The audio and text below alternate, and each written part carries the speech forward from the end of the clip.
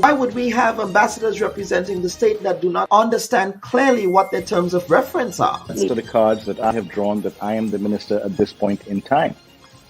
And for members of the public... But you're also a servant of the people. The unions are not threatening to withdraw their labor, and neither are they threatening to shut the country down, as you did. I think your summarization of my position is highly inaccurate, and may I dare say a bit inflammatory. The strategy did not work the last time for you.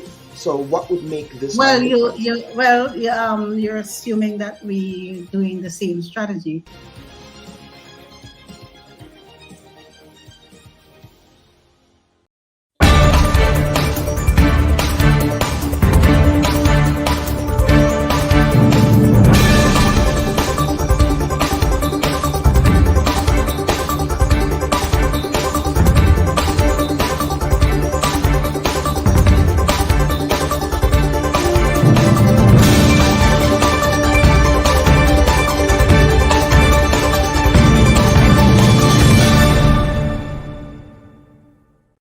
Hello and welcome to the April 24th edition of the Bubb Report. Last week, Grenada lost one of its strident defenders of the poor and vulnerable in rural communities across the country, and an outstanding pioneer of adult literacy, technical and vocational education, and a person of immense faith. Judy Williams, who shepherded the Grenada Community Development Agency, or Coda, which is currently headquartered in Guelph St. John, was and still is responsible for empowering thousands of Grenadians in meaningful ways. Sister Judy, as she is affectionately called, did not have the privilege of attending secondary school, simply because her parents could not afford to send her to one of the elite high schools in Grenada, the convent at the time, which was also a private boarding school for the privileged few in a colonial Grenada. Williams was also once a Catholic nun before dedicating her life's work towards helping the poor in rural Grenada. In fact, the Grenada Revolution's signature adult literacy program, the Center for Popular Education, was inspired in part by Judy Williams's work at Pope Paul's Educational Camp in Palmist, St. John. Pope Paul's Educational Camp was the precursor to today's New Life organization, or NULO. This week on our program, we remember the late Judy Williams for her sterling contribution to national development. Judy also lost her mom in New York, a few days shy of her own death in Grenada. But I am not somebody to live outside there in the international community. I ain't cut for that. I ain't have the metal for it. So where the Lord wants me is within this region. The second thing is to help me to appreciate the fact that the poor will have always with us. That is not just Grenadian, but it is international, and some of the struggles are quite the same. And things like that. And people need people. Okay. So I can't tell you that I had a vision, but as I went on and it unfolded, and I got into starting with again other persons, this organization called Coda, the Lord unfolded it bit by bit.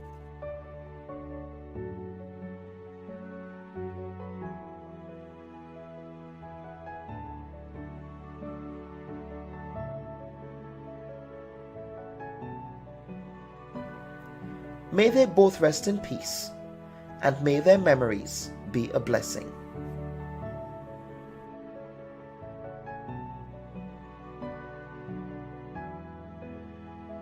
Also on the report, we hold court with a panel of young Grenadians who will discuss the issues affecting them in this charged political climate.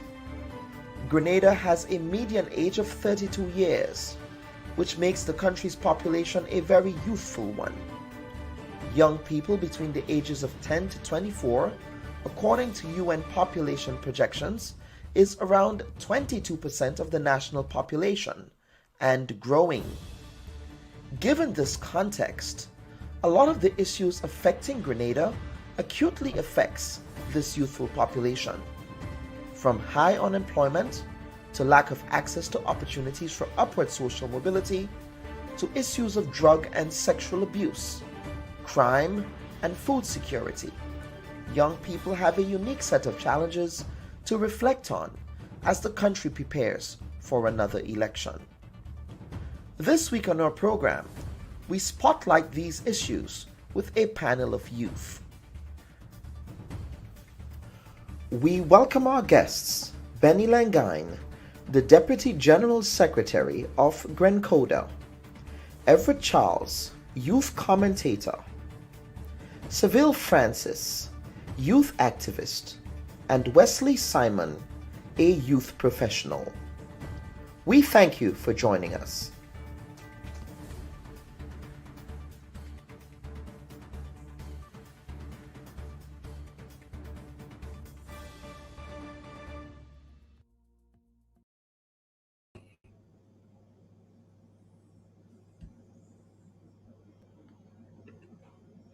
Good morning, wherever you are. Thank you so much for joining us on another edition of the Bubb Report. I'm Kitaka Mautu, and I'm so thrilled to have you guys with us today. We love and appreciate everyone who take the time out every Sunday to support the Bubb Report. Your support has propelled and fueled our growth, and we're happy to have you with us. I will be filling in for Kellan today, and I hope you guys enjoy what we have to offer for you today. Jumping into it, major program update. The first portion, the first segment today was dedicated to remembering Judy Williams, a Grenadian icon. Celebrating the life of a Grenadian hero, a woman with a massive heart filled to the capacity with love and care, a champion of the poor and working class. I take a moment to just appreciate the life of Judy Williams, and I would ask everyone to just take a short moment of silence before we continue with the show.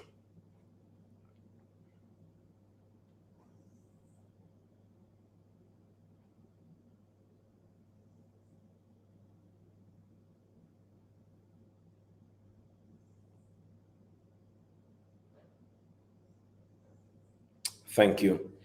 It's always important to celebrate our Grenadian heroes, the people who went above and beyond the daily call. I mean, most times we all have our daily fight, to survive, to provide for our families, but we must always appreciate those who, sacrificed a lot. And Judy was an individual who sacrificed and pledged her entire life selflessly to the upliftment of the poor and working class people of Grenada. We saw it fit to have a segment this morning to pay tribute to her and celebrate her life and work.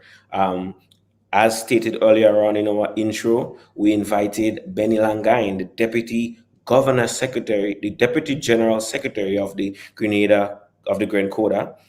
He was scheduled to come on. Multiple calls prior to production time went unanswered. So he's not here right now to jump into the conversation. So we hope that all is well with him and he may jump in later on. So we're going to propel the second and main segment to the first segment with the hopes that Benny joins us a bit later on. Thank you guys for being with us. Now, jumping into the main segment. Youth Speak, the future dreams and aspirations in a changing Grenada. Now, over the years, we have witnessed many election cycles that have been scarred by a lot of petty feuds and political tribalism and rhetoric about the youth and all the different issues. Recent data gathered, the anecdotal data gathered from online and forums and from the grassroots debates in our communities still point in one direction. Party politics continue to divide Grenada and erode the social fabric that is critical and objective to critical analysis and expression around issues of importance to our people. I mean, growing up as a youth, I've always heard, the youth are the future and the youth is important, and Grenada have a very youthful population. So today, like the Bubb Report have decided to pull together a beaming panel of youth from different walks of life who will openly and authentically explore their dreams and aspirations for this beautiful island of ours. And we believe at the Bubb Report that it's critical to not only talk the talk, but to walk the walk.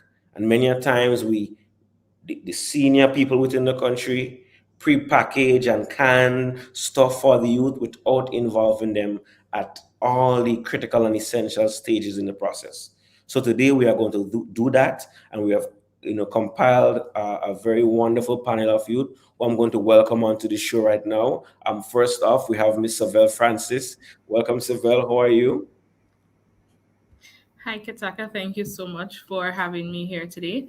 I am doing quite fine. Thank you for asking, and I hope that you are doing the same. And good morning to all listening audience and our viewing audience, both here and in the diaspora. I hope that today's session will be a bit enlightening from the youth perspective, as we dreams our aspirations and bring them to light on this platform. Thank you so much for joining and deciding to come forward. Welcoming another brilliant young man, Wesley Simon. Wesley, thank you for joining us. How are you doing, my brother? Good morning, morning, Kitaka. Good morning, my fellow panelists and listening audience, viewing audience as well. I'm fine, thanks. Fine, thanks. Feeling spriteful this beautiful Sunday morning. Looking forward to such an engaging conversation with like-minded individuals on a topic that is quite dear to all of us, right? Given the current situation in Grenada. So looking forward to a robust conversation. Thank you. Also, Eva Charles. Eva, thank you. Eva is joining us from the parish of St. Andrew. Joining us. Can you hear me, Eva? Good. Yeah, I'm hearing you. Do you hear me? Yes, I'm hearing you now. Go on.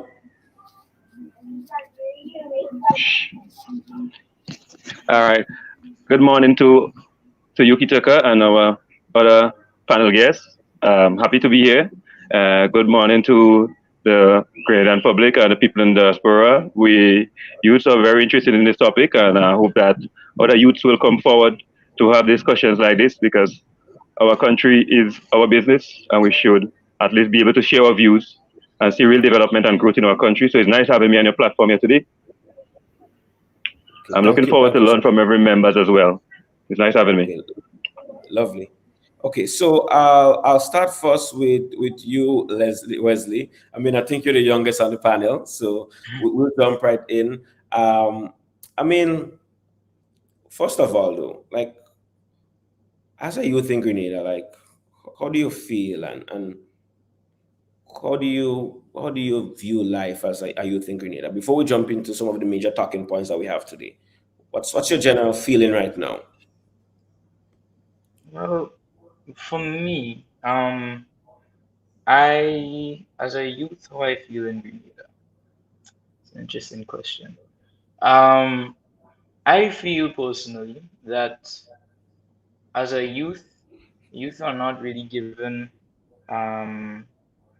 a fair opportunity to really voice their opinions and concerns of the current affairs of the state of Grenada.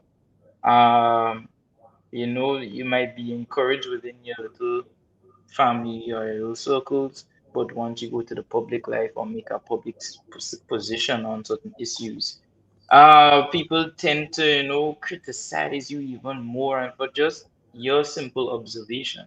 But I believe that we have, as youths, we have a lot of talented people, a lot of talented individuals that are not really being tapped into and their potential being realized, recognized, and be put in a position for it to be developed and to grow into something that they themselves as an individual and we as Grenadians can be proud of.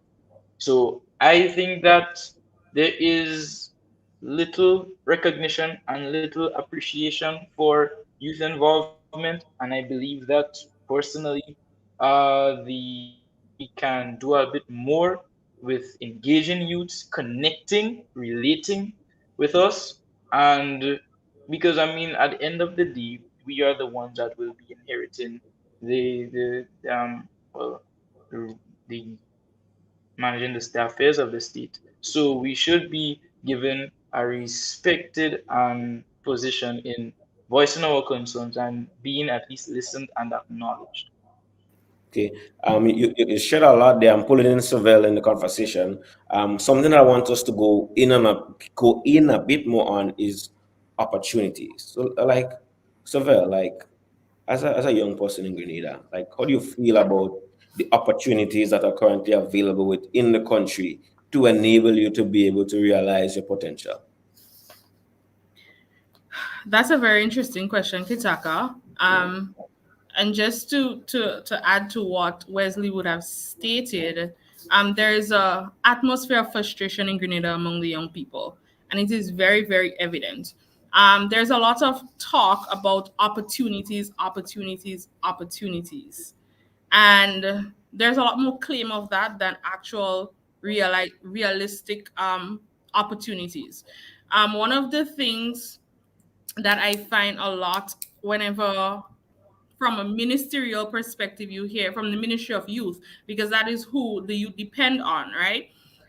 One of the things that you hear a lot is, well, the ministry has opportunities. But when we talk about opportunities, what we hear is the Imani program. And while, yes, it is an opportunity, it is singled out as the opportunity. Now, I have noticed that there's a very, very high influx of entrepreneurial advancement among the young people in Grenada, right?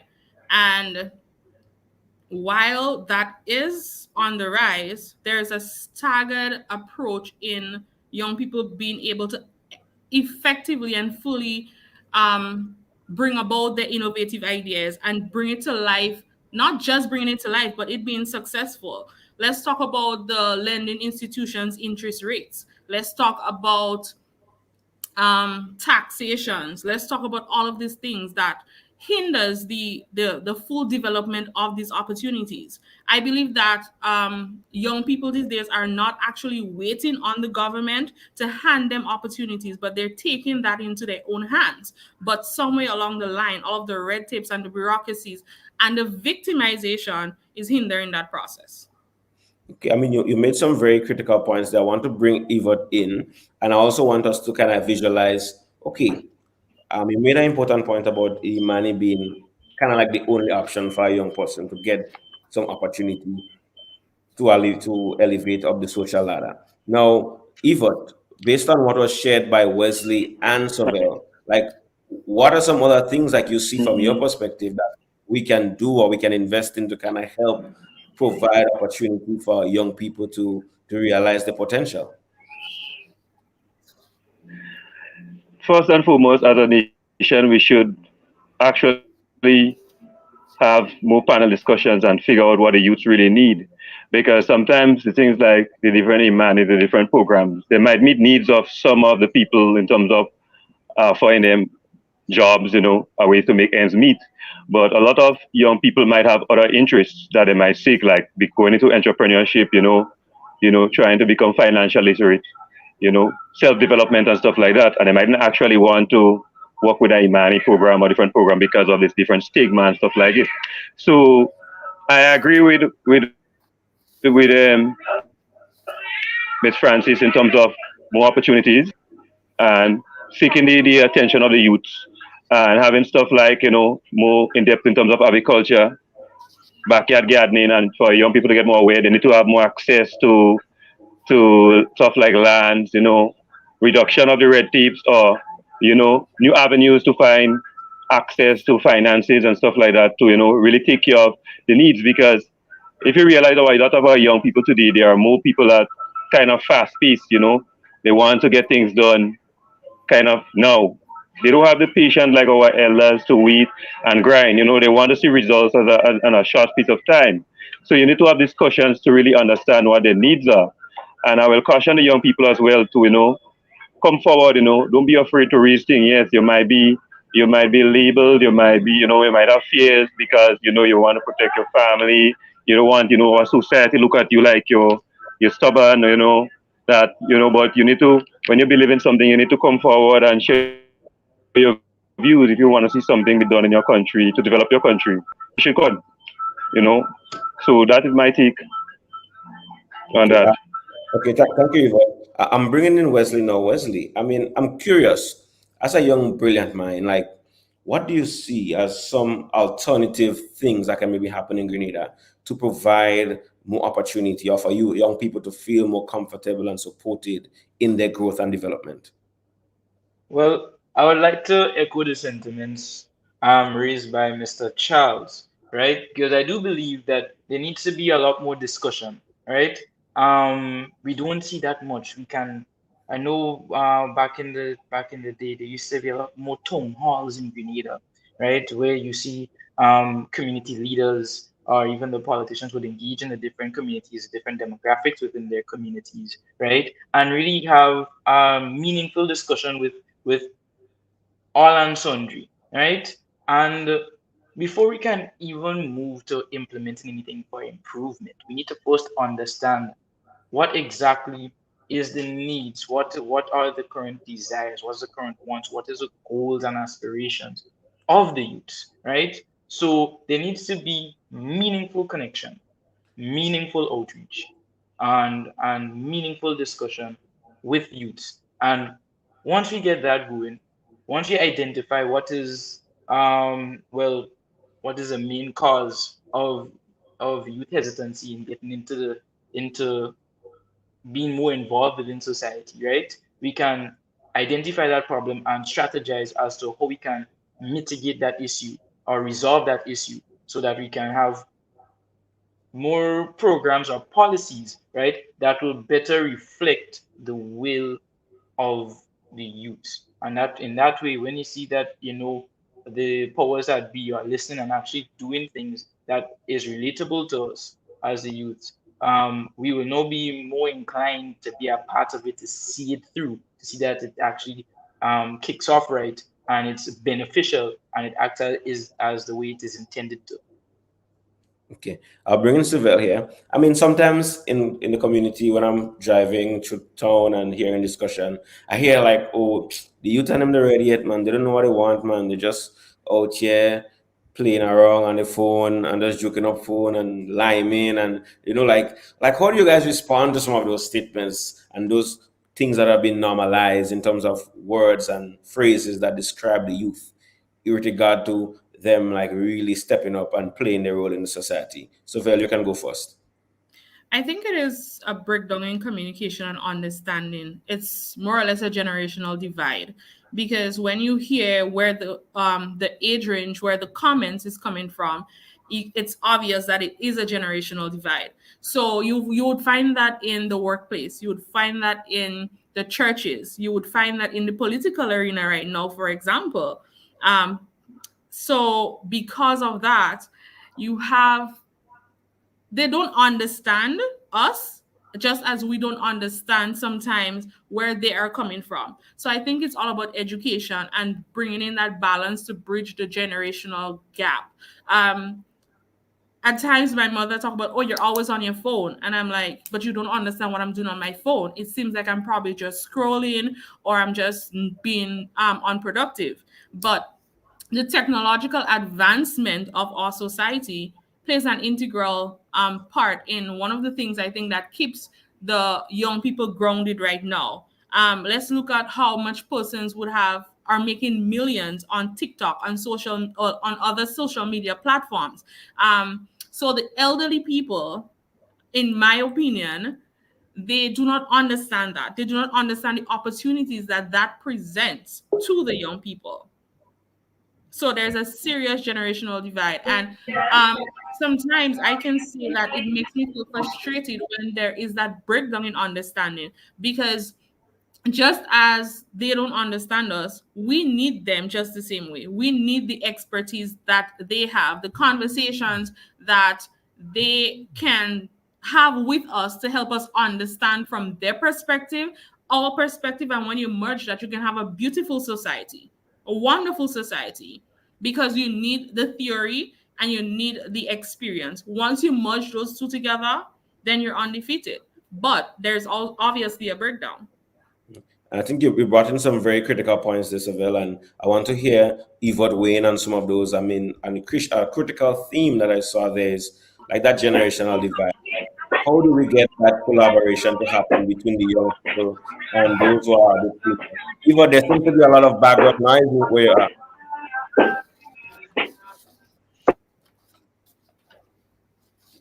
Yeah, people working outside and stuff. I have to go back in, but then I have got the right issue.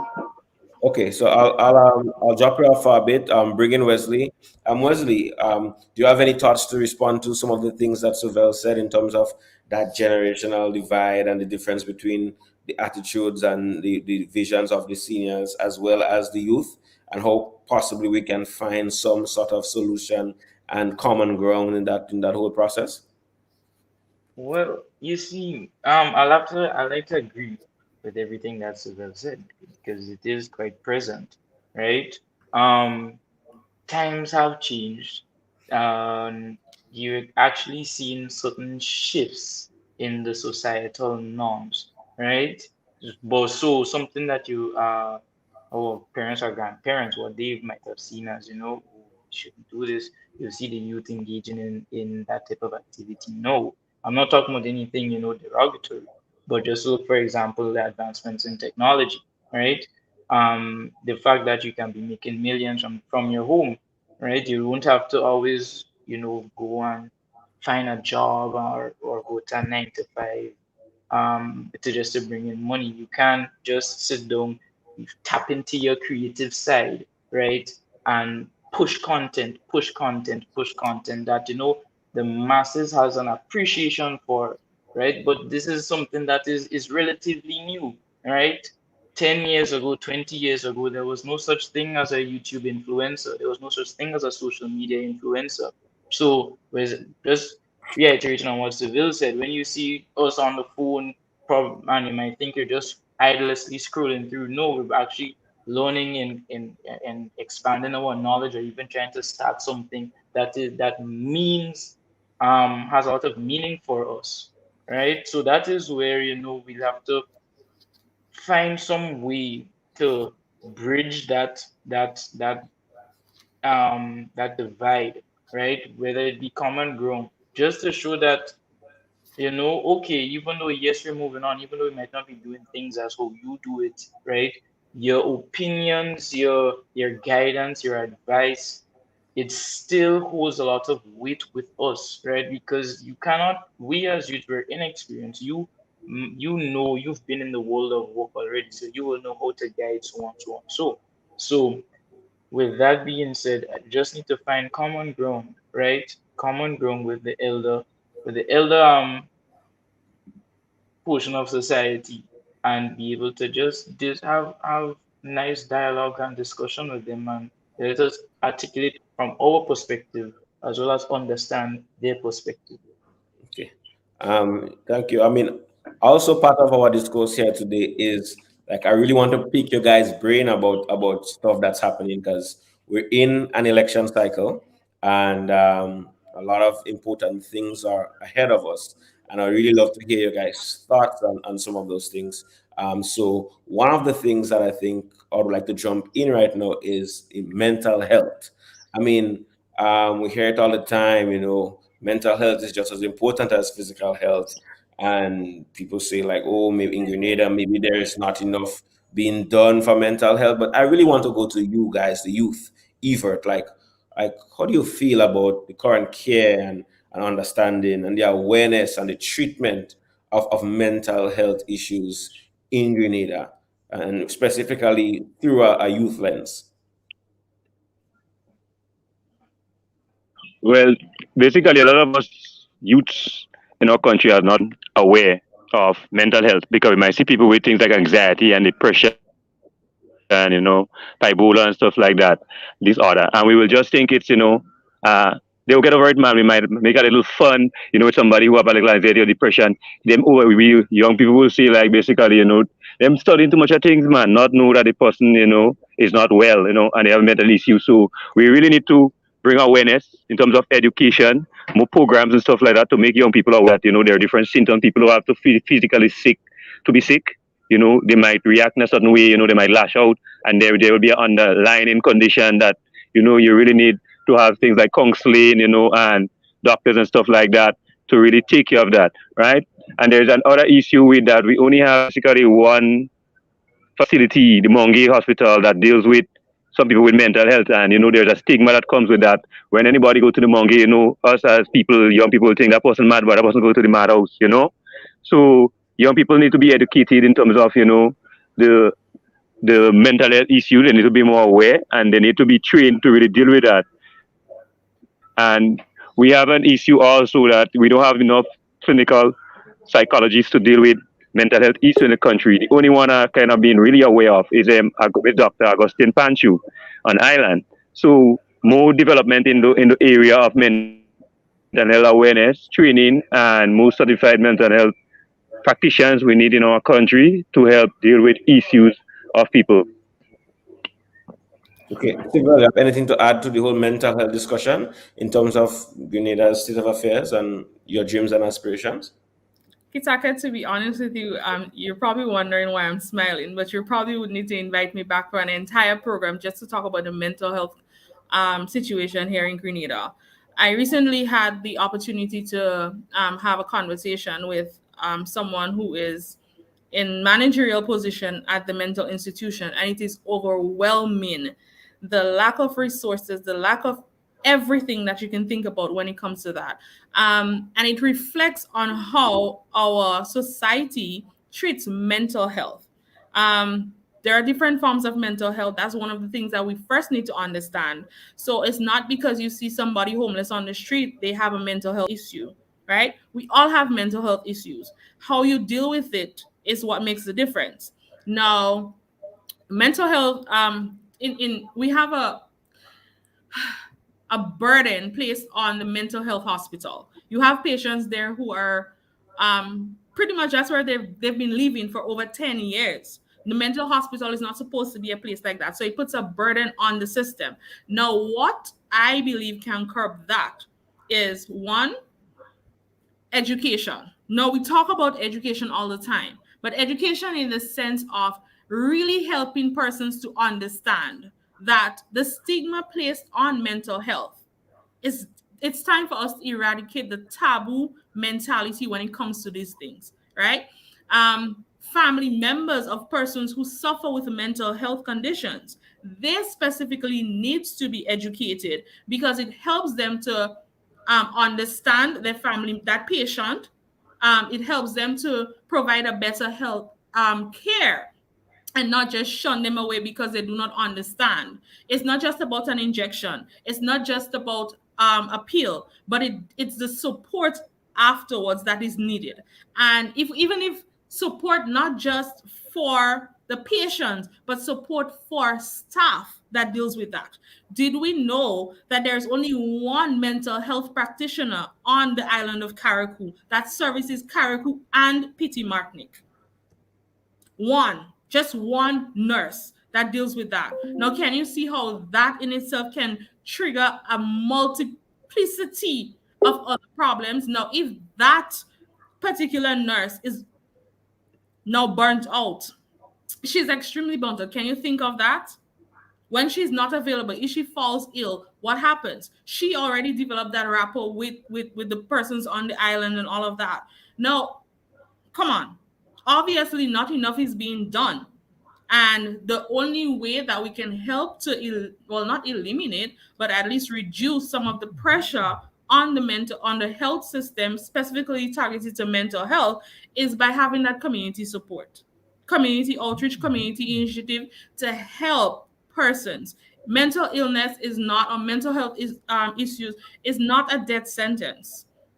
It's not. But when it's left untreated, just like any sore, then it becomes a major issue. Let's look at the influx of suicide that happened among our males in particular.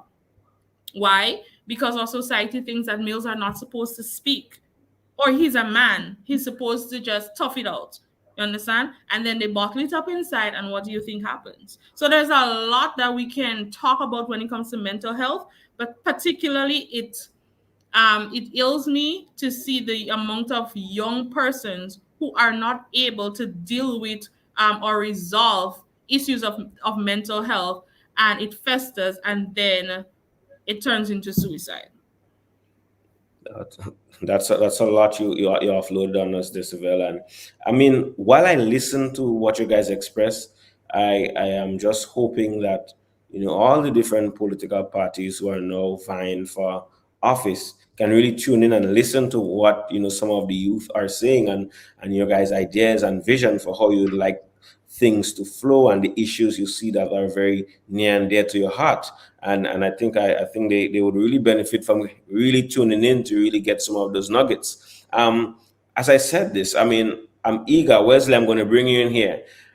Mention about election politics. Elections are around the corner. Like, Wesley, like, how do you guys feel about the quality of representation that is on offer for you right now from both sides of the political fence as we approach an imminent general election?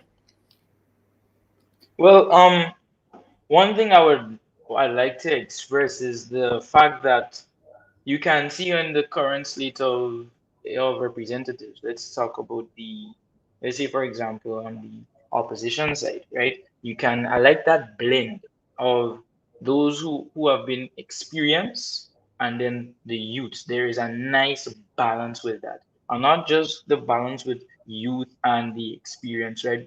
But you also have a nice gender balance as well, right? Because if when you're going for elections, right, you would like to provide a slate of candidates, right, that is representative of the current makeup of the population, right?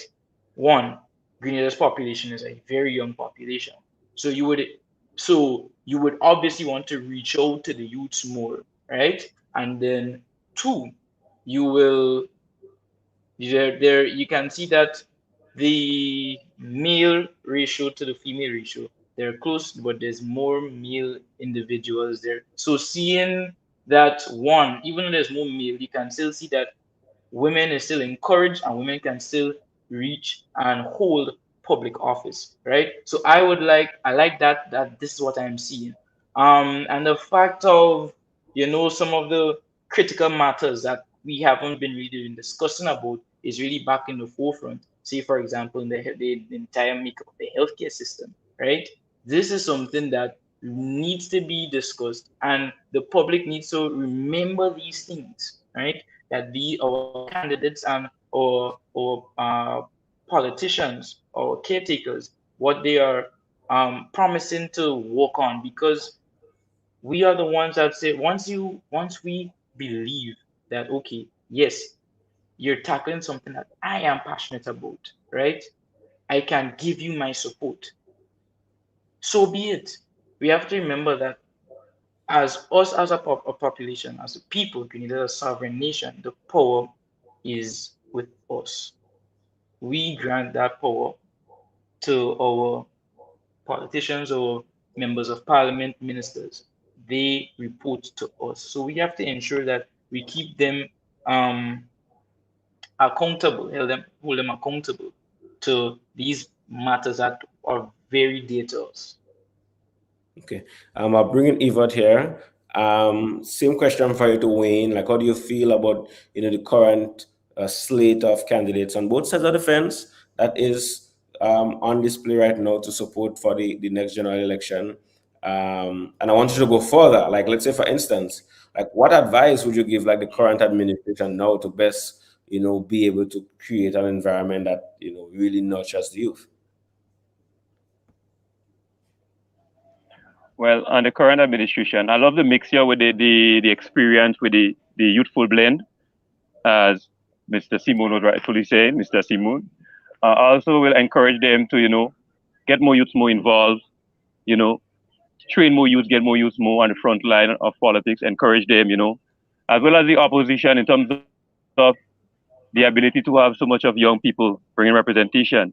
It shows that, Grenada is starting to shift its focus into a new differentiation in terms of, youths coming up now to show that, they want more. They're ready to take their country, by the hand, and build a country. So that's something also, the current administration can learn from, as well as, the opposition can also learn that, there need to be a little mix, because we need to break the generation divide. So you need somebody with the understanding and the know-how to give advices, right? So, and you also need somebody that will listen to the advices of the young people as well. So I believe that both parties can learn from each other, as well as Mr. Simon was saying that, when we put the people up there, for office, remember, we vote them into office. We should make sure that, they fulfill the criteria that they promise to us, the things that they say, hold them accountable, and ensure that at the end of the day, that we get results. Because Grenada belongs to all of us, even though the different ministers from both parties, anyone win the upcoming election, they might be in office, but at the end of the day, Grenada belongs to us. So if we see there's something that we do not like, we should be able to, say, we don't like this, change this, we need this.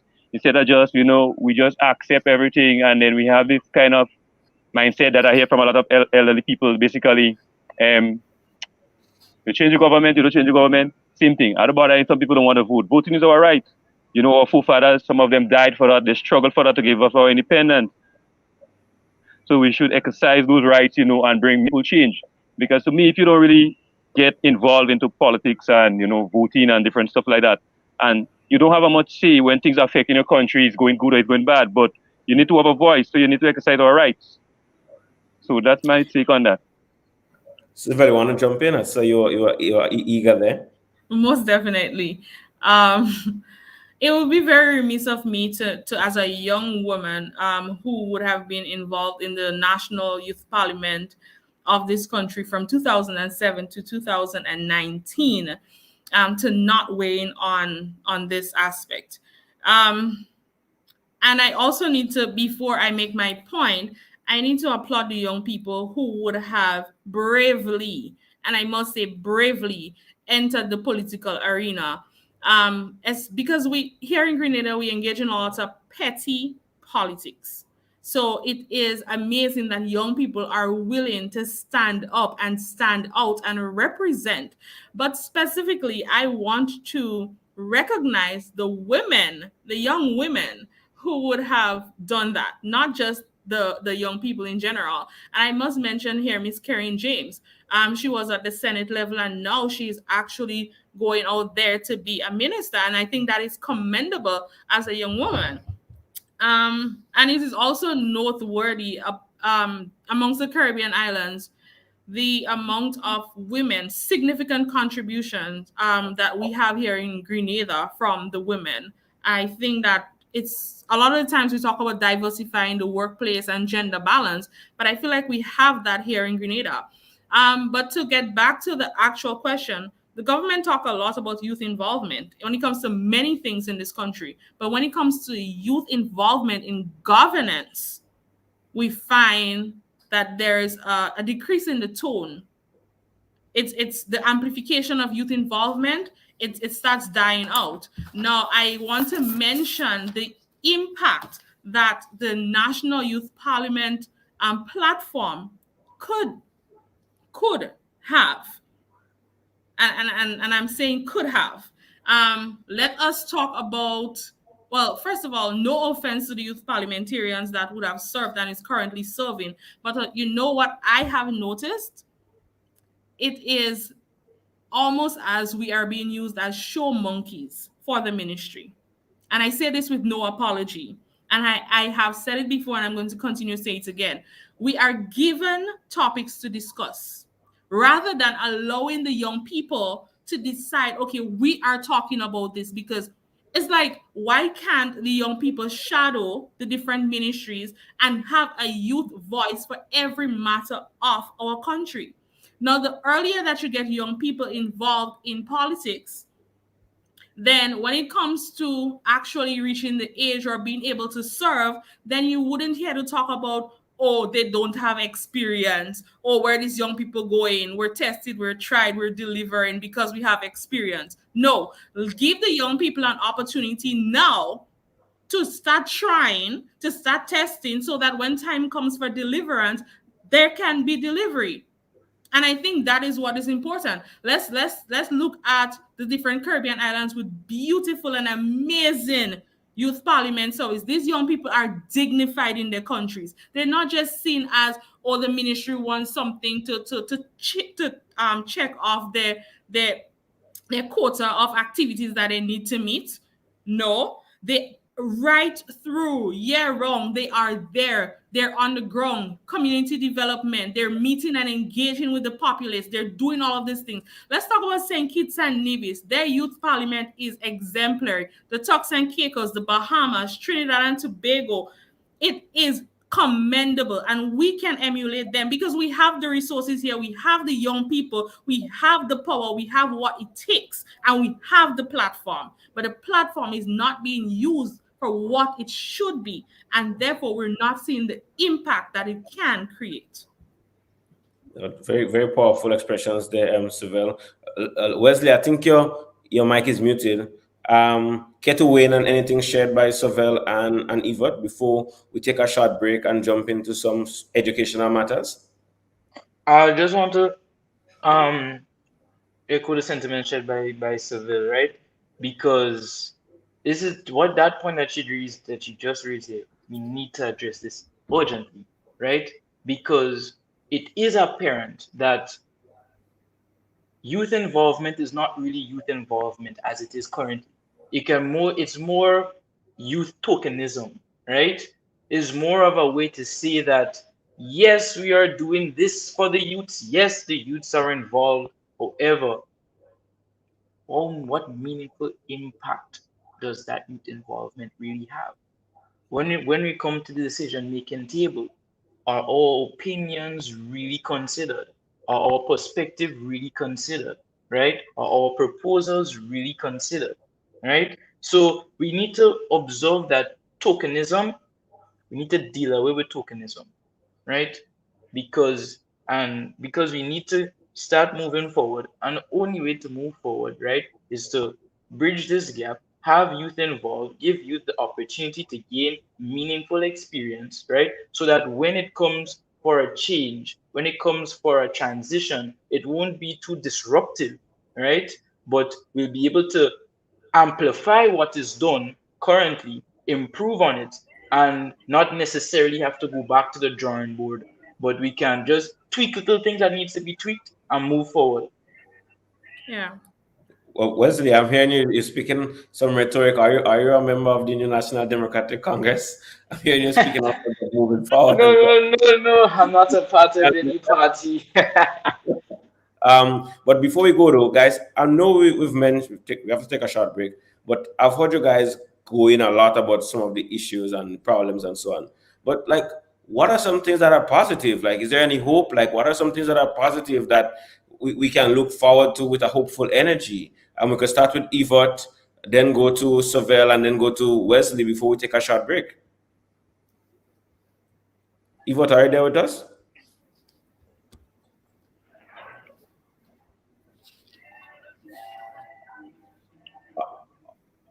Are you there, Yvette? I think that there's still some opportunities in terms of things like, scholarships, training. You hearing me? Yeah, I'm hearing you. Hello? Yeah, I'm hearing you.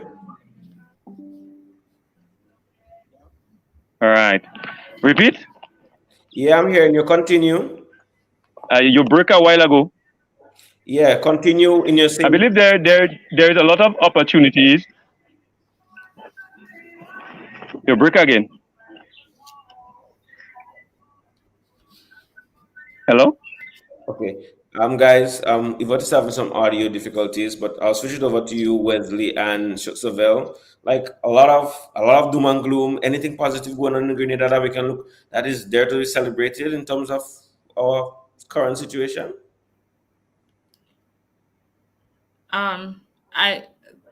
let me just say that I don't believe all hope is lost.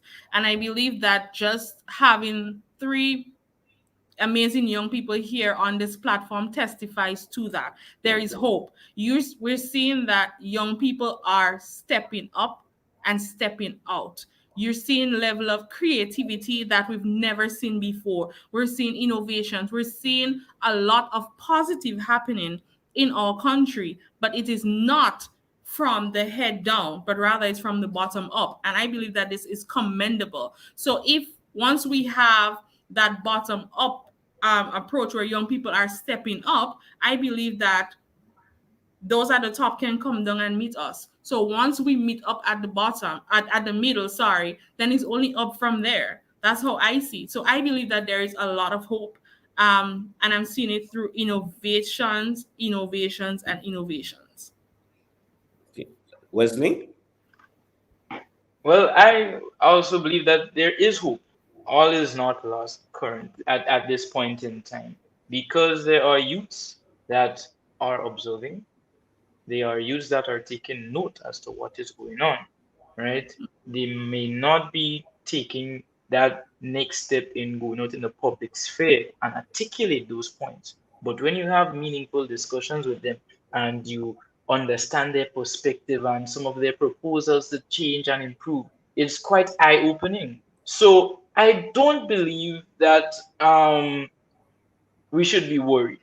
We are here, we are present, right? We note and observe that there will be indeed a difficult battle to move forward, to get youths involved. There will be a difficult one, right? But I see it that we know that.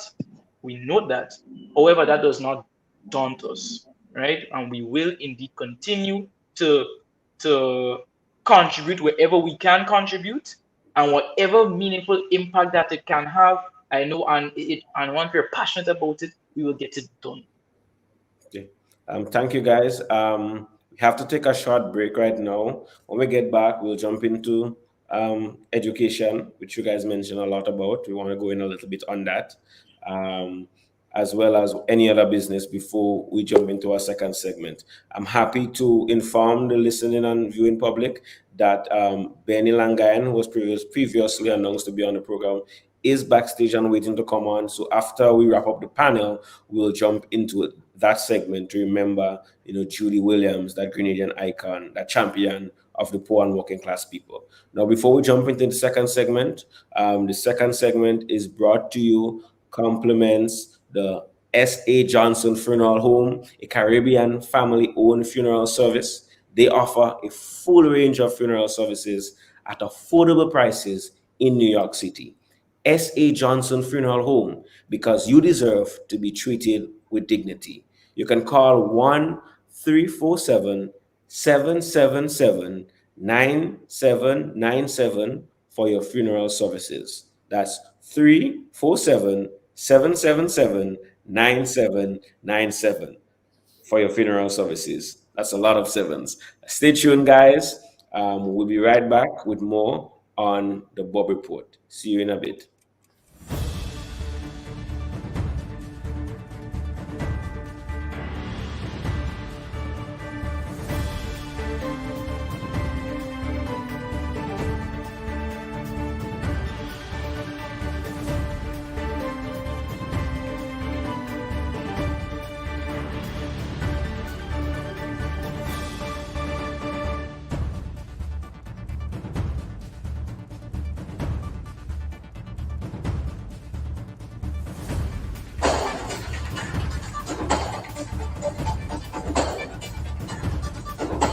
But there's another challenge I think we have as young people, which is to understand the idea of needs-based approaches. There is a way where we saw other persons servicing our needs as a political achievement, rather than thinking about the role of independent, self-organizing practices on politics and power. That the greatest revolutionary moment we could have, I say, is to enter somebody's yard with a just cause.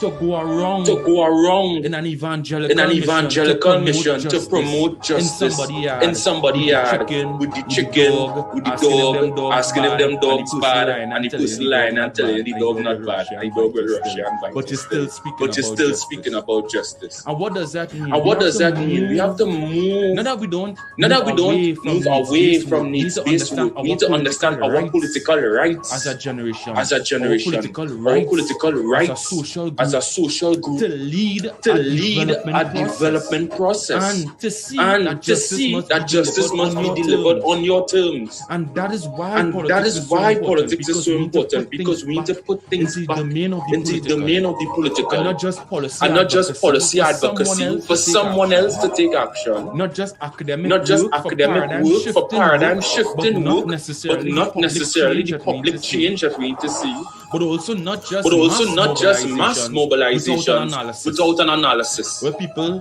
rightly feel the need to pray, but don't bring up policy. May rightly see the need for a vigil to honor the dead, but doesn't understand that this will not bring them back to life. And that philosophy of a savior, which is important to you, which I also recognize you have the right to have, is not the only way we could bring about social change. And social change is an imperative we have, a political mandate in our time. And that is the type of work we are doing with young people, thinking about the proximity to power, reducing that gap, and trying to let them understand needs will not be answered by other persons, but they have rights that they must safeguard, protect, but also promote.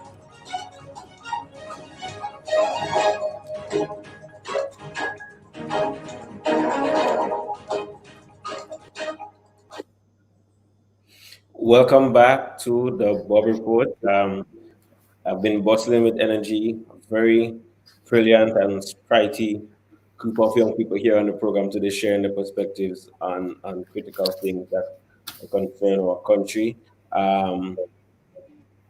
Listening to those points shared by Amilcar, I mean, Grenada is touted as being a developing country, and I mean, development is a continuous process. And nation building is a collective process.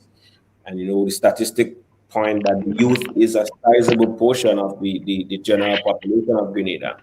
So we are so proud here at the Bubb Report to have the opportunity to create a safe space for the youth of our country to honestly and authentically discuss issues and envision what Grenada's development trajectory could potentially look like without the stain and the stigmas of our culture of political tribalism and petty politics.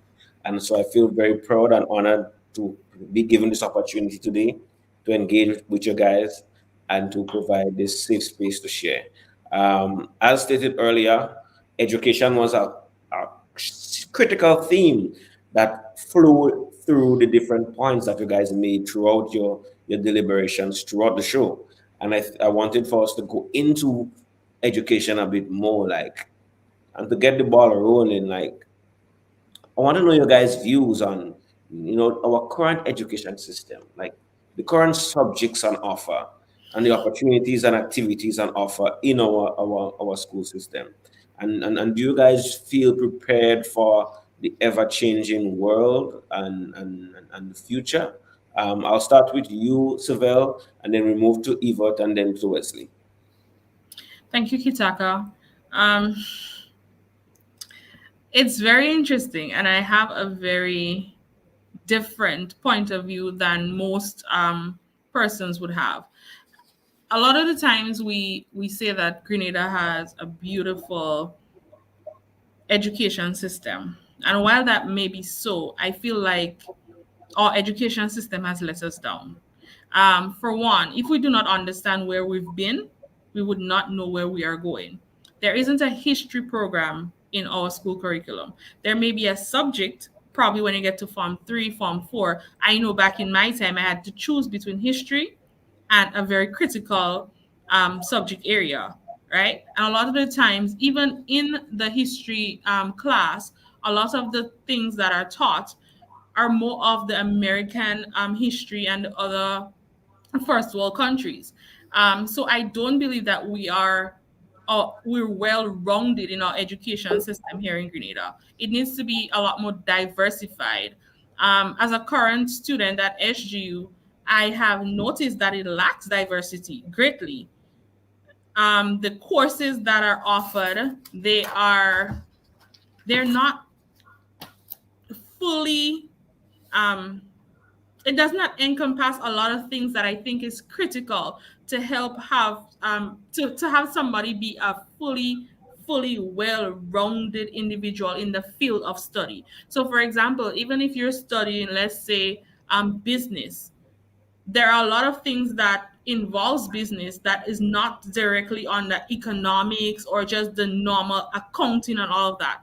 We're talking about organizational psychology. It's important to have psychology being incorporated into businesses because you're dealing with humans, a lot of these things. So it's like there isn't that connectiveness between the education system.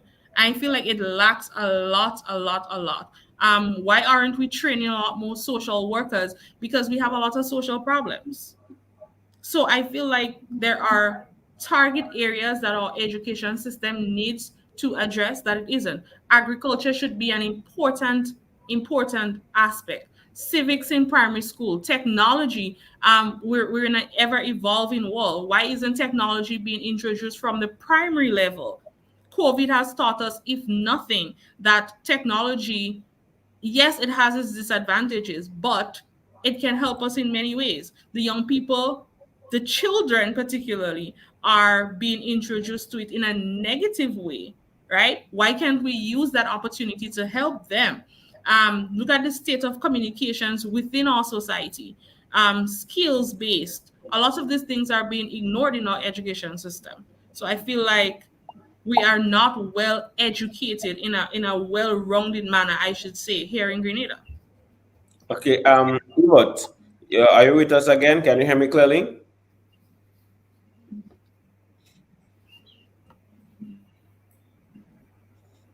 Ebert seems to be having some major technical issues.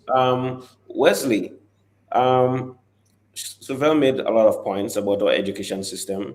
I'm eager to pick your brain to find out, like, what are some very critical things you'd like to see, like, be introduced within our education system? I'm eager to hear your thoughts on that. Oh, well, for me, I believe that there is two main things that should be introduced, right? That is a curriculum designed in dealing with the emotions of oneself, the mental well-being of oneself, understanding the importance of one's mental health, and also financial literacy, right? Yep. Me right now, you put a tax document in front of me and I don't know squat. I don't know squat, right? I am not a part of the science type students, right? But for some reason, when I sit exam, when I do CXC exams, I get the basic maths and then I have to go to learn about trigonometry and those other types of topics on the mathematics. I do not want to get into that field. Yet for all, a major part of my examination is on that, right? Majority of the person that I've graduated with, they not within that field, right? So why is it that we are pushing content on everybody, right? A generalized content on everybody. And that might not be the avenue that they want to take, right?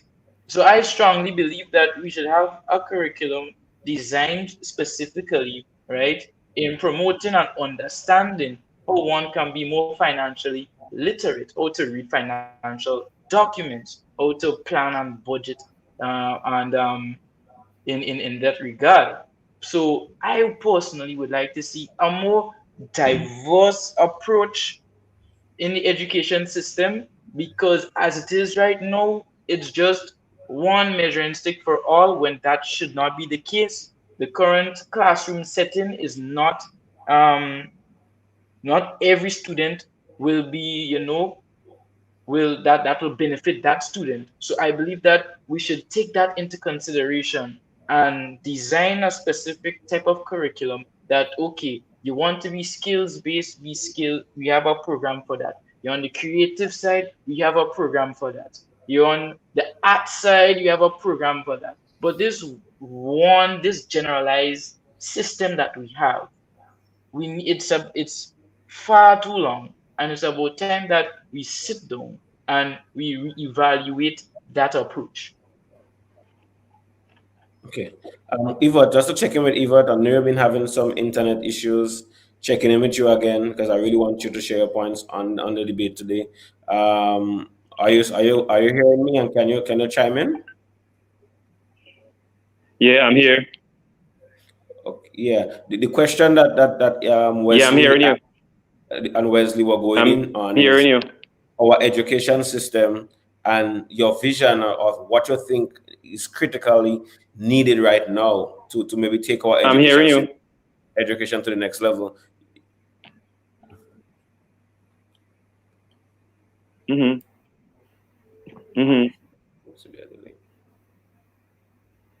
Seems to be a delay, and he just dropped off. Sorry about that, guys. But Seville, you indicated that you had a point to share with regard to what we were speaking about. Yeah, when I said that, the same time Wesley brought it up, not everyone is academically inclined. We have persons who are very, very skillful, but our education curriculum does not provide a level playing field to allow them to do that. And then when they become a menace to society because they cannot function with the talk and chalk method, then we label them as delinquent, we label them as troublemakers, and we have a one-size-fits-all approach for persons. We need to be taught for life and not for a job. And I find that something that is very prevalent in our society. That needs to change drastically, immediately. Definitely. Okay. Thank you, guys. I mean, Yvette is in and out. Final try, Yvette. Are you with us now, and can you jump in? I'm in. You're hearing me now? Yes. I'm hearing you clearly. Our current education system is not really working. It needs to be revamped or transformed. Basically, we're moving away from an industrial age, which our education system is basically training students to find a job, into a technological advanced era. So our youths need to become more technically savvy, as was mentioned earlier in our discussion. People making a lot of money and things like TikTok and stuff like that. So we need people to become entrepreneurs, which will create more opportunities and reduce unemployment as well. We need to have technical skills back in schools, because people have a lot of talent and stuff like that, and it's getting wasted because in school it's just basically you get a subject, you get degrees, you find a job. And the job market is so saturated now because the retirement age is basically 60, which will soon be going up to 65. Children finishing school at 18, they can't find a work, then you will find them idle. They're not making meaningful contribution because there's nothing else that they think is to do. And the opportunities that is already being presented, it need to be promoted properly, because they will think now when they finish school, that's it. If they can't find a work, they will just sit on the block. So we need to change our educational system to really tap into our young people potential. So it goes back to us having discussions with the youth. So our leaders and we need to come to have discussion with the youth and find out what they really need, how we can make our educational system better. What are the different programs we can offer, and it need to be offered at a primary level. We have great designers and stuff here, people that are interested in doing things like fashion. Our culture is dying because it's not being taught in schools. So a lot of our history is dying out, and our old folks is already educating us because we already have the generation. We are already generationally divided. So basically, we're not going to get our history passed on. And as the saying goes, a nation that does not know its history is bound to repeat itself. Yeah. To make the same mistake. So we need our educational system to be changed. Yeah. The kids can even imagine you having a degree and you're being asked for CXC qualifications to get a job. I think that this is a move in the wrong direction. So then what is the point of moving up the educational ladder if you're still being penalized And I'm saying penalize because to me, that is a form of punishment to not be able to get a job because you do not have a certain CXC subject, but here you are with the bachelor's and master's degree. That does not make any sense. And I feel like that is a big flaw in our education system. And you raise a point, and it brings me to another thing that we have on the card to discuss. The brain drain. Growing up, I have so many colleagues of mine. We went to school together. Large percentage of them are not in Grenada right now, in the United States, wherever, went to study, got jobs, making money, and Grenada is in the back of their minds. And while we're here, like with a deficit of young people who can really come in with a sizable force to play a part in the development agenda of the country. So I want to hear your guys' thoughts on weighing in on the brain drain and how we can possibly come up with some solutions to stem that and to make Grenada attractive for a young person who has dreams and aspirations to feel like I can stay here in Grenada and I can make those dreams a reality. Who do you want to start? I'll have Wesley start. Wesley was licking his lips a while ago. Well, for us to really combat brain drain, we have to have more industries within Grenada, right? Because we have individuals who's going out and getting qualified and in a lot of different areas. However, when they come back, there's no place for them to really fit in Grenada, right? And then on top of that, you have to talk about how are these people really being paid based on their qualifications, right? A lot of the times you might hear somebody who has a master's degree in a certain field, right? And they're just subject to a simple job within the ministry or within the public service. Or even when it comes to if they want to start something within the private industry, right? The amount of pushback and red tape that they may have to go through, they might not see it as beneficial to do it, and it will be easier to go away and follow better opportunities. So in order for us to combat this, we need to find a way to diversify the economy, diversified industries that we have, to show that we have the framework in place for these people who have certain different types of degrees and qualifications, and that they can adequately work and make an honest living within their intended field in Grenada. Savelle? What I am seeing as a result of that, the question that you asked, is a saturation of a particular sector. So there's a cause and effect relationship going on with this question. Now, let's think of St. George's University, for example. It's easier for a local student to go to SGU because it's right there. You could ask a bus for a ride. You could ask somebody for a night rest because you want to have a piece of paper that says, I have a degree, right? But your passion may be in something that is not offered at St. George's University. But because you're unable to afford to go elsewhere, then you jump into the bare minimum that SGU offers: psychology, business, or international business, sociology. You jump there because you need something to say, I have a degree, right? So you have, let's say, 50 persons graduating from SGU come May in the field of psychology. We have a saturation of persons now with that same degree, all graduating on the same day.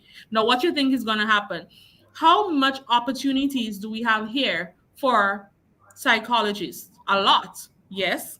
But how many opportunities are there that presents persons with the opportunity to be paid or to get some type of job in that sector? Minimum. What do you think happened? Now you have to think of, I love my country, yes, and I know that I need to stay here to help develop my country, but also I need to think about my mortgage. I need to think about my pension. We don't want to go to pension. I want to think about my pension. I want to think about securing my family.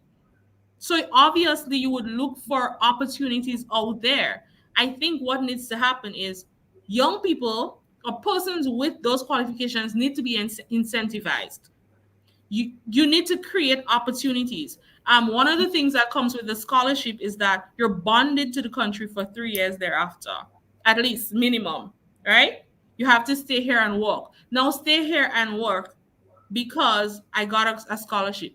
But what am I doing? How am I able to use my expertise? How am I supposed to use my knowledge that I just gained? I have bills to pay. I have rent to pay. Obviously, I'm going to look for the opportunity, and I'm just saying but doesn't necessarily mean me. I have to look for the opportunity wherever, because you cannot survive of loyalty to country. You cannot survive of nationalism and patriotism. So that is one of the things for the brain drain, in my opinion.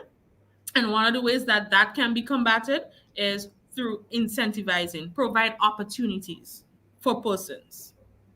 Okay. Evert, care to chime in on what I shared? I believe a lot of the brain drain of our country have to deal with our current education system. It does not basically promote our full abilities and potential. And a lot of the things that people want to pursue, they have to go outside there and pursue it. They might be able to get a scholarship, but then, as Ms. Francis was saying, they will have certain expenses that they need to take care of. And if they get a better job out there that, going to pay them to be able to take care of those expenses, they won't be returning to a country in a hurry, because they will want to make a life out there and take care of their family and the different expenses. So we need to create more opportunities, new opportunities, really get involved into dialogues with our youths to see how we can, keep them here instead of, we just advertising a few stuff, thinking that's what they're interested in, because they will keep having the brain drain problem, which is something we need to reduce significantly. Okay.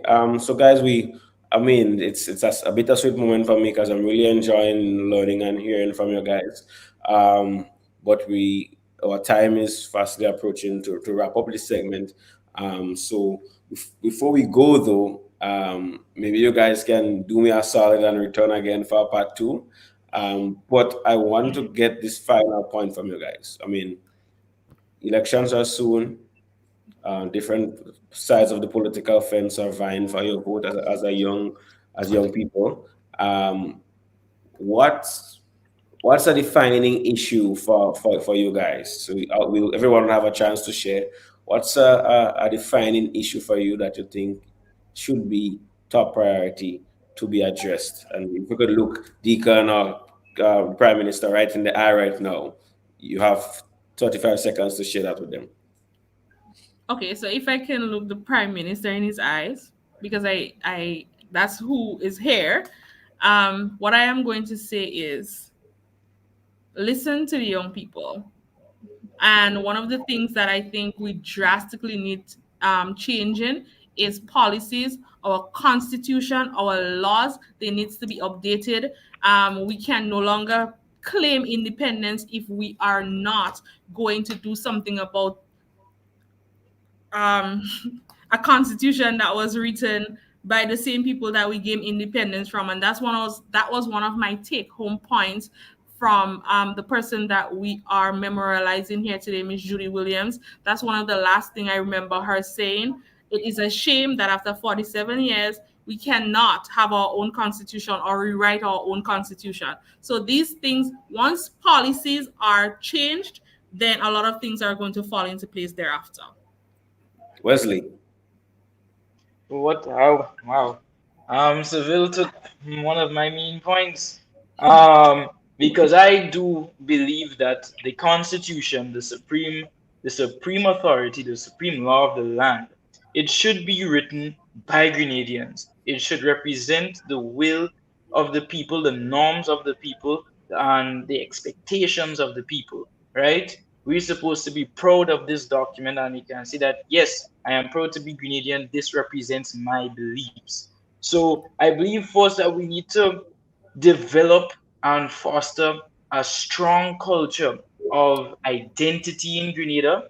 And by doing that, we need to have dialogue with the youth. We need to do away with the youth tokenism. We need to revamp laws indeed. and there needs to be a bit more of transparency, right, within each and every administration, and there should be some form of accountability, that we can hold these people, our elected officials, right? So I would say that we need to focus more on the integrity of public officers and be able and have an avenue that is not just, yes, we have this, you can utilize it, but nothing at all is done about it. But when we take these avenues to show that, well, we do not like this, how this is as it is, that meaningful action is done.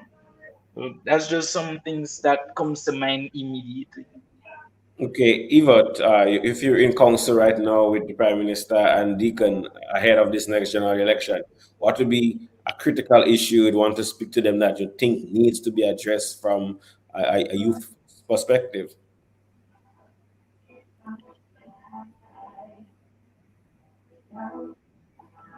Taxation, reduction in terms of taxation, the phase approach of to bring the generation gap with the young with the old, the education of, let me know about our revolution, so the education of youths in terms of our history, the agriculture, agro-processing factories, and also the inclusion of technical skills into schools so that we can really bring out our full potential of our people and to bring better development. The blue economy, I'm really interested in the blue economy being something that Grenada will maximize on, because we have a lot of water and fishes and different coral reefs around us. So I would like to tell them all those things if they're listening. Okay. I mean, again, thank you guys for sharing and for, discussing and openly, sharing your perspectives on issues that are important to our country and our development. So, Vel, you had one last thing to share before we end this segment and move to our final segment?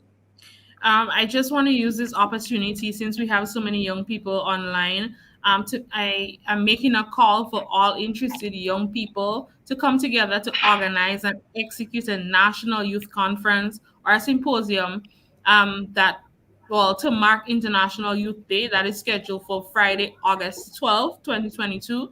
A whole quota of young people with like-mindedness and willingness would or should be a part of this, because we cannot just talk and not take action. So this is an opportunity for us to take action. Okay, and action is the right watchword. Thank you guys for taking action to step forward and have this conversation. We are happy at the Bubb Report that we had this opportunity to provide this forum for you to share. We hope that it was helpful and enlightening and insightful to all the viewers. Thank you guys once again, and we'll take a short break. And when we get back, we'll remember a Grenadian icon, Miss Judy Williams. Stay tuned, guys. Thank you for sticking with the Bubb Report. We'll be back in a short moment. Why would we have ambassadors representing the state that do not understand clearly what their terms of reference are? These are the cards that I have drawn that I am the minister at this point in time. And for members of the public... But you're also a servant of the people. The unions are not threatening to withdraw their labor, and neither are they threatening to shut the country down, as you did. I think your summarization of my position is highly inaccurate, and may I dare say a bit inflammatory. The strategy did not work the last time for you. So what would make this? Well, you're assuming that we're doing the same strategy.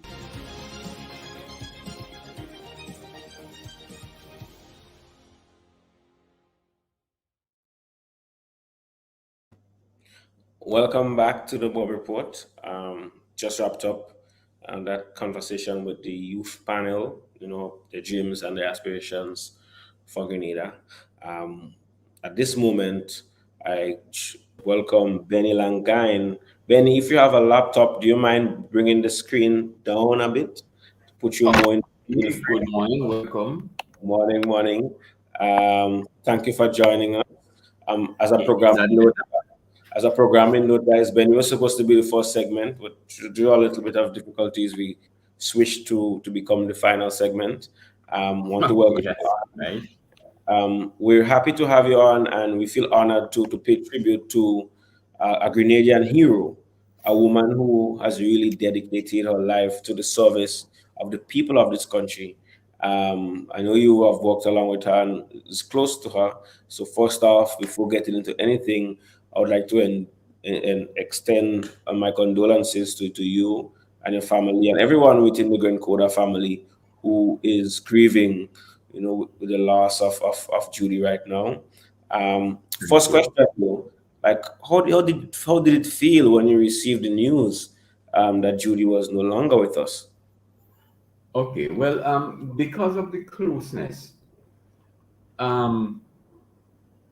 one perceived the change from that vivacious, lively, energetic person to the point where she became virtually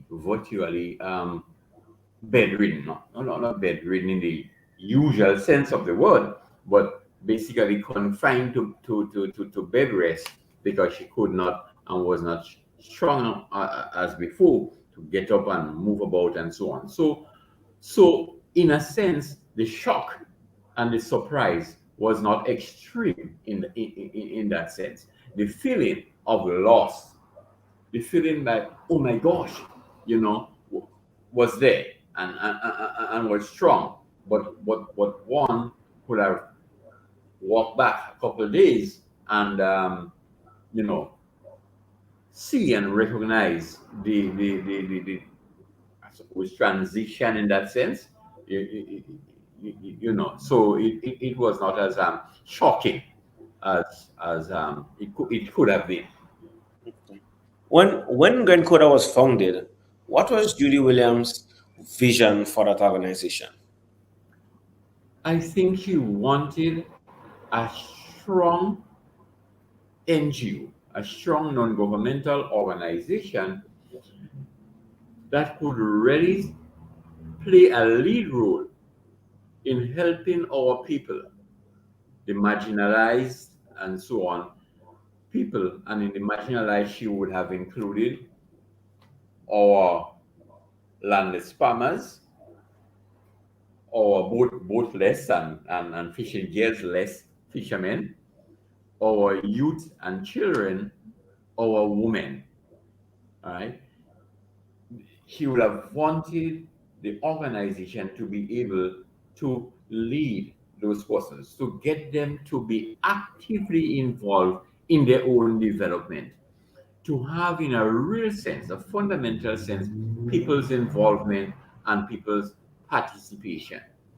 All right. I think that was her vision for the organization, to crystallize and bring together persons capable of doing that, even though you're not like elected to Senate or House of Representatives, or the case might be, but that you still could lead and be part of the vanguard of the populace. I think that's what she really wanted, in the organization.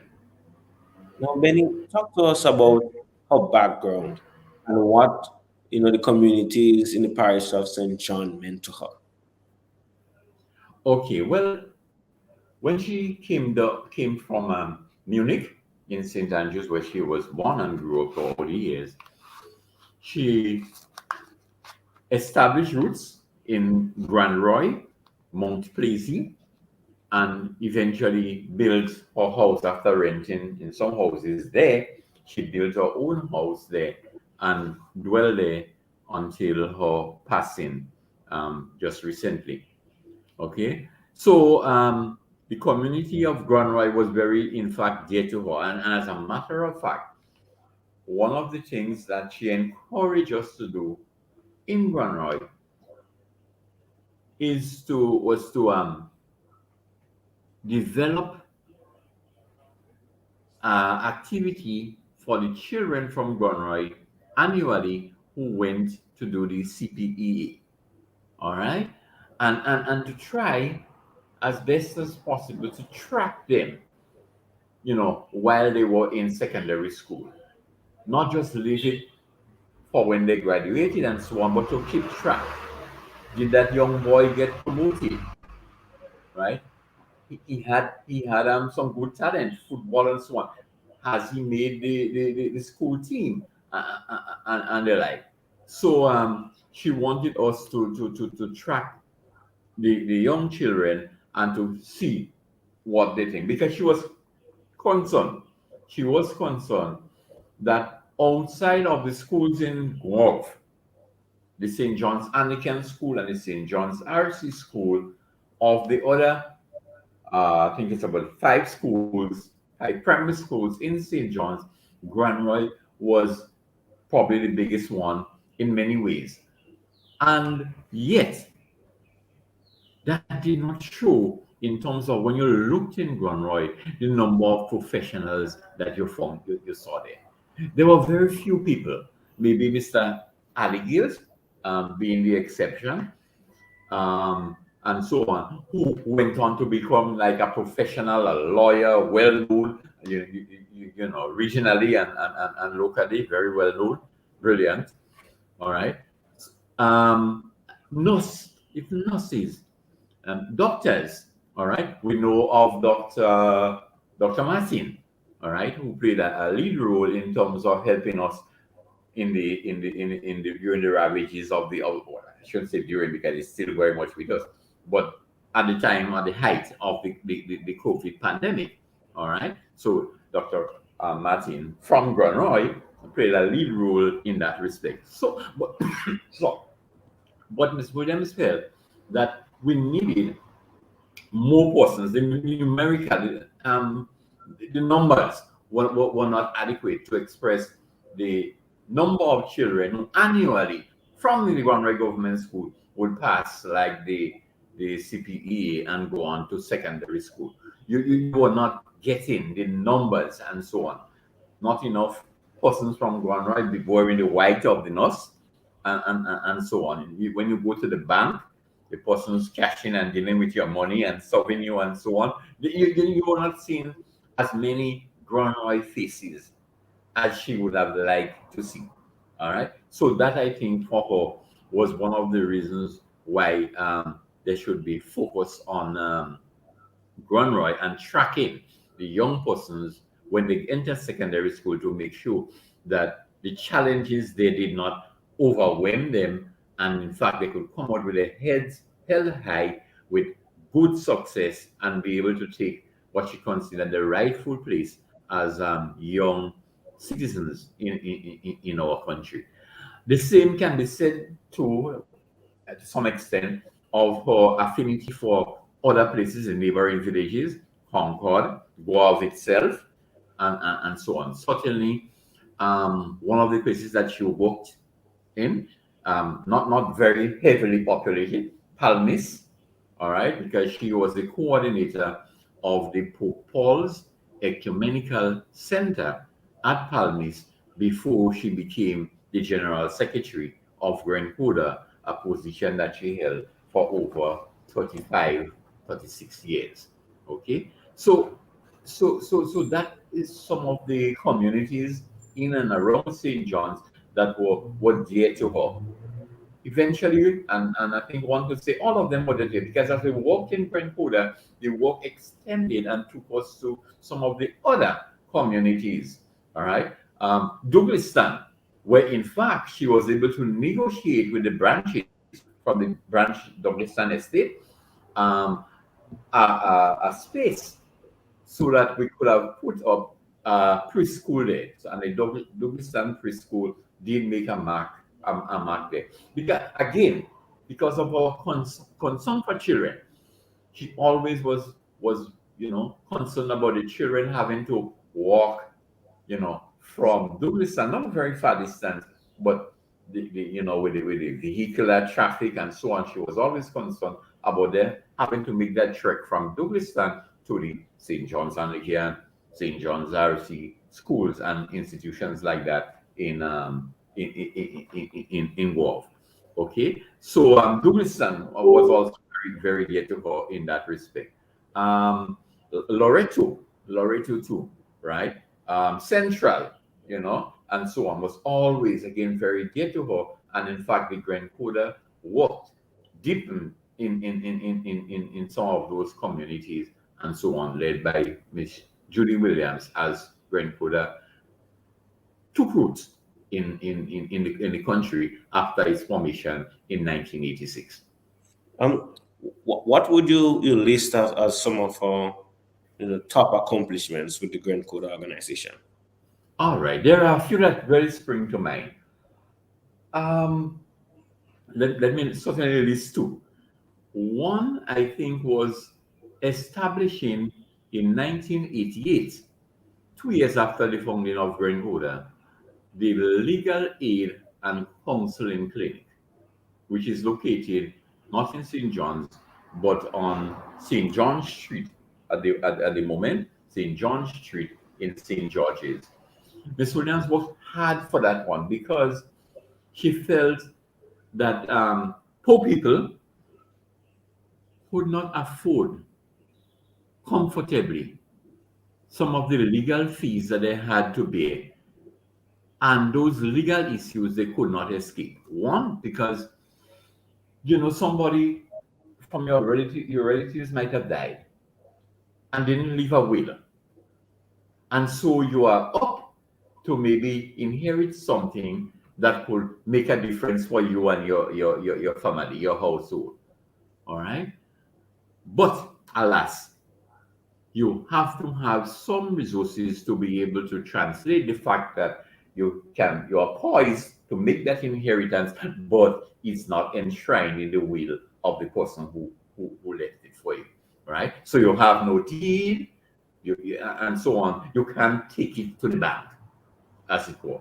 So she was very concerned about that, and felt that if poor people could have had that change, their fortunes could be different.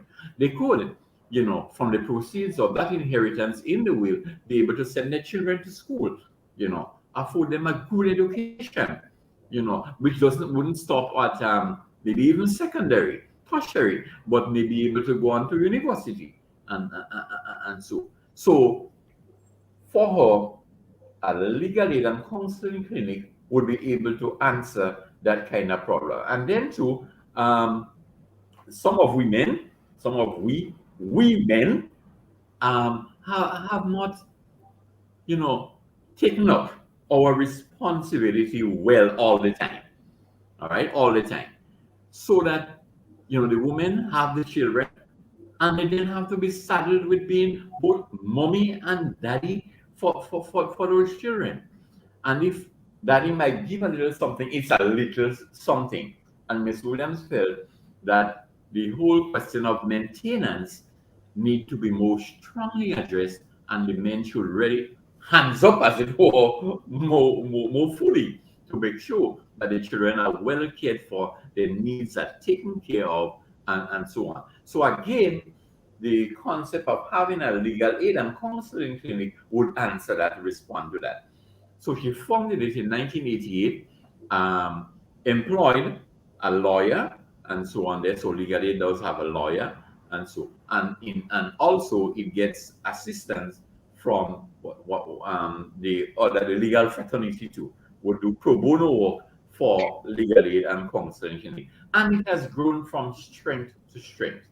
It is a household name now, not only in Grenada but in the region, rubbing shoulders with the United Nations system and several other international organizations that are concerned about the role and the responsibility and so on of mothers and so on for children. So legal aid has really grown and has, it's like 1 in a million, because people say to us, they say we have a legal aid in our country, but it's something run by the government. All right, here in Grenada, and we need to be proud of that. We need to expose that, advocate that, and be proud of it. It is not an institution that is run by the government. The government, I must admit very quickly, makes a tremendous subvention to the operation of legal aid. But legal aid, in a sense, has honored that from what it has been able to do in terms of helping the government address social and economic issues. All right, it's the legal aid partnership with the Ministry of Social Development and so on, with the Child Protection Authority and so forth, I think has very well earned it maybe right might be not the right word, but a strong word. It earned the right to receive from government what has been for many years a substantial subvention. Okay, so I would list that one as one of our main accomplishments. Okay, the second one I would list is what started out in 1987, 1 year after the founding of Grenada, and we called it then the Books and Uniform Program. And that was the provision of books and uniform to children from poor circumstances, poor households, who were now going to secondary school but needed support. All right, they needed help to buy the books and to purchase the uniform to enable them to comfortably attend the secondary school.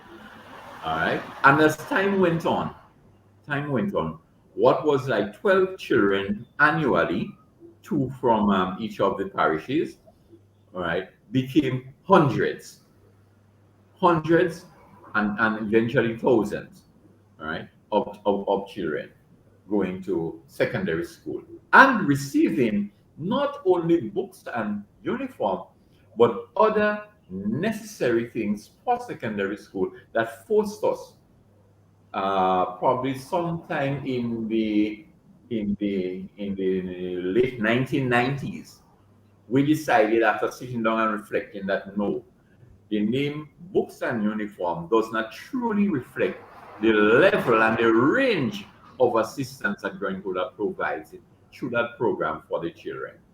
Because by then, it had come to include examination fees.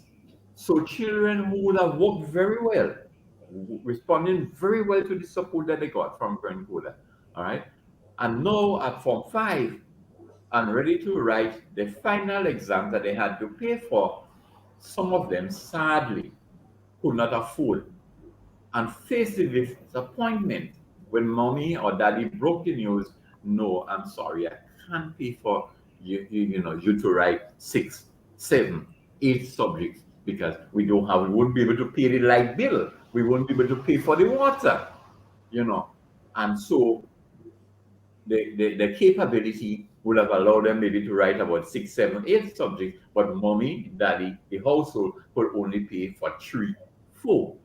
All right. So Ms. Williams said, no, that won't do. We have to change this. And since then, there was introduced assistance in addition to books and uniform for the examination fees to write. And then when they were successful and wanted to go to TAMCC, and they had to pay the fees there. All right. And in the household might have difficulty, might have had difficulty doing that. She said again, let's pay the tuition fees and so on for those children. Or they had to come from Lafayette to get to Tantine, all right, or Rose Hill to get to Tantine. And the bus fares were very high and significant for that. Then also they were provided with some bus fares so that they can get to and from Tantine to their home in the deep heart of the rural country quite easily, and so on. And the good thing about it, many of the children took this thing very well. And in fact, Grenada, the totality of Grenada, including our late lamented Miss Williams, is very proud of the way the children responded. Right? They burned the midnight oil. They really worked hard. Right? They studied. And so and many of them, I dare say, succeeded. Many of them are well poised to become professionals. So out of the ranks of those supported, thousands supported, we have policemen, nurses, bank tellers, teachers, all right, persons who have gone on and to university level and made a difference for themselves. And as we go around the country, we could look at the housing, and we could see where the initial house put up by mommy and daddy ended, and where now with the additional income from these successful children through the Coda program, they started in terms of the portion of the house that will now take care of the bathroom. So there's running water inside, whereas before, mommy couldn't afford it, and so on. So I would say also the books and uniform program, the student assistance program, as they call it now, is another major accomplishment of what Ms. Williams did. But let me just stick up in here. And it's not only the fact that they went on past the subjects, be it CXC or be it CAPE and so on, but one of the things that was not lost on them, and they would quickly themselves remind you of that, is the mentoring. The mentoring that Ms. Williams provided. Because every academic year, they had to make the trek to Grenada at 12 to bring in the report or grade card, and they had to be accompanied by mommy or daddy, and so on, and they had to speak to Ms. Williams or a counselor that we brought in, and answer questions, hard questions about their performance. Why are you absent so often? Why were you absent so often? She always said, when I watch your report, I don't look at the grade yes, and I'm looking at the 70 and so on that you got in English. I am looking at the other side, which says respect for authority, deportment, cooperation. I'm looking at those things, and I could quickly see if those are low, if it's like a D plus or C minus and so on. I am not surprised when I go to the other side and I see that your maths is only 40, or your integrated science also is very low, and so on. Because if your cooperation rises, your respect for authority rises, then so too will those grades. So you have to pull those up if you want to realize the top grades and so on.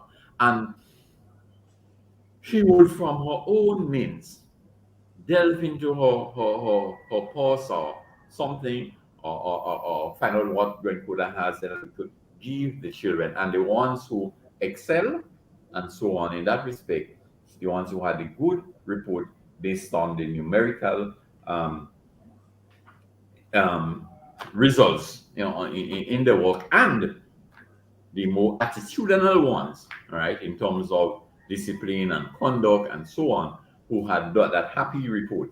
In that sense, you would then give them something. So it's not only the work in that sense, and the promotion and the passes and so on, but the mentorship.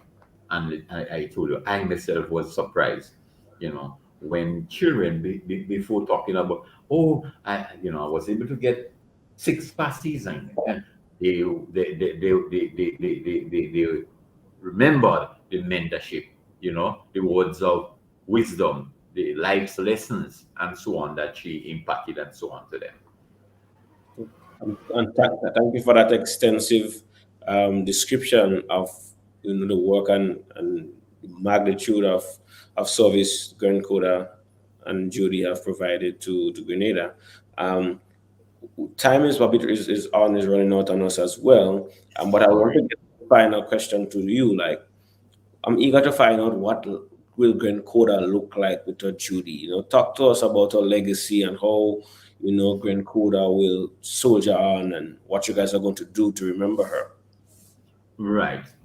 So yes, we will soldier on, and the good thing about it, as I have said to different people when she took ill and for 3 years couldn't come to the office, she taught us well. She taught us well. So the individual workers and so on, in fact, know their job, know their role, and they live up to it very, very, very well. Okay, so that's one thing. So we are not, in a sense, daunted or alarmed by her passing. We mourn her, we feel the loss, but I think we are well poised, well coached, as it were, by her to carry on. And then the contacts that she was able to make with funders, donors, locally, and even at home, that we believe we can keep, and is deep enough, given the way she brought these donors and so on into the fold, all right, as part of the family, and so on, that we would be able to survive, I think, and not just survive, but move on and continue a lot of the delivery of the positives that has been the hallmark of Grenada. All right. We are not sure yet what precisely and exactly we are going to do in terms of remembering her. Are we going to name a program and so on after her? Very likely. Are we going to maybe ascribe something, for all and sundry, not just ourselves, to remember her? Most likely. But we would need time to mull with that. We would need the input of our board of directors, and held by Mr. Terence Smith, right, to decide on that. And so before we do that, but yes, we definitely will want to do something, all right, something tangible and attention grabbing that will show the impact, the vast impact, and the monumental contribution made by this giant towering lady from Munich in St. Andrews. Thank you so much, Benny, and it's inspiring to hear that the legacy of Judy is going to live on through the work and initiatives of the Coda. I wish you guys supreme success in all that you do, and again, accept the condolences of the entire team from the Bubb Report. I thank you for coming on and sharing, and we hope that in our loss of Judy, that it's an inspiration to more Grenadian people to step forward and to make the level of contributions that Judy has made to Grenada and to the people in whatever way it can be, because we all have our part to play in the collective development of our nation, and we all have a responsibility to extend a helping hand to those around us who may not be able to help themselves. So once again, Benny, thank you for joining us. Thank you for sharing extensively the work of Coda and the life of Judy. And I wish you all the best. And thank you for being here with us on the Bubb Report. Okay, thank you very much also for having me. And I hope, through this, and your medium, that more people will become aware of the giant that she was. And as you see, take the walk for us to do things for the marginalized and the downcast. Thank you, and have a good one. Yeah, thank you. Thanks. And thank you to everyone who took time out of their Sunday. And you could have been eating your Sunday dinner right now, but you decided to join us here on the Bubb Report. We're so happy to have you here with us every week. Thank you for your continued support. Thank you for driving the growth of the show, and we look forward to seeing you guys next week. It was a pleasure spending time and being here with you. Kitaka Mawoto filling in for Dr. Kellan Bob. See you guys next Sunday. Thank you so much for being a part of the Bubb Report. Love and enjoy the rest of your weekend.